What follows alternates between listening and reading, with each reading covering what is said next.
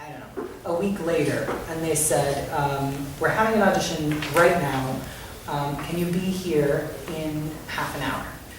And I live in New Jersey, luckily, which is really close, but I was at the gym. So I ran a mile from the gym to my house. I took the quickest shower ever. I got dressed, I grabbed my vocal book, my headshots, everything, jumped on the bus, ran to the rehearsal studio that they told me it was going to be at, and I just thought it was going to be like a little audition, you know, a couple people would be there, which is usually what happens. There's usually a table like that. In the room, you've got 1 to 3 people behind it. You sing, you do a little dance for them that they teach you, and then you go on your way. Well, I think there were about 9 people there. There were like 2 tables. I mean, producers, writers, the director, the choreographer, the associate choreographer, I mean, all of these huge industry people that I had never been in front of before, but hoping to be.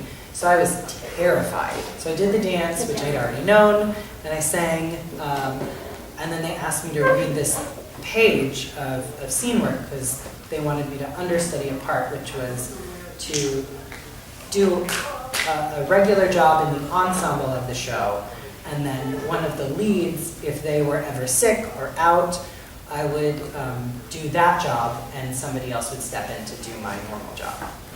I'd never seen these pages before and I was super nervous because I was auditioning for my Broadway debut.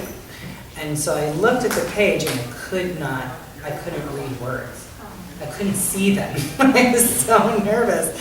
So luckily, somehow, my brain started working, but I had a Broadway director in front of me. I had a Tony Award-winning choreographer standing in front of me, you know. The person that does all of the musical arrangements for Radio City was in the room. And I was terrified, but super excited too.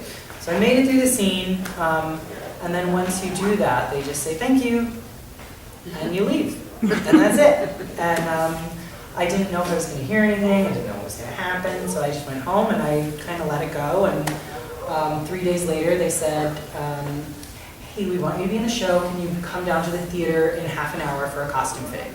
Wow. And that was how I found out I was going to be on Broadway. So that was pretty neat.